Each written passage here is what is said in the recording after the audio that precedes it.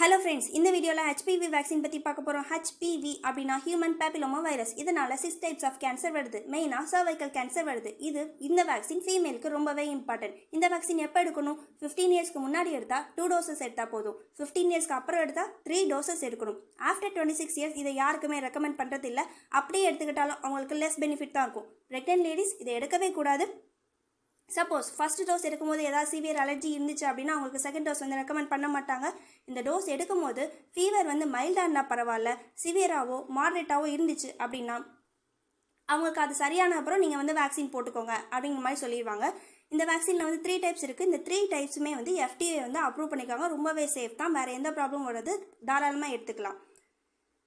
இந்த மாதிரி வேக்சின் எடுத்துக்கிட்டா அப்படின்னா கேன்சர் வரதுக்கான சான்சஸ் ரொம்பவே கம்மி. எடுக்கலை அப்படின்னா இந்த செல் டிவிஷன் ஆகிற மாதிரி செல் டிவிஷன் நம்மளை கண்ட்ரோல் பண்ண முடியாமல் கடைசியில் அது சர்வைக்கல் கேன்சர் ரொம்ப சிவியர் ஆயிரும். அதை க்யூர் பண்ண முடியாது.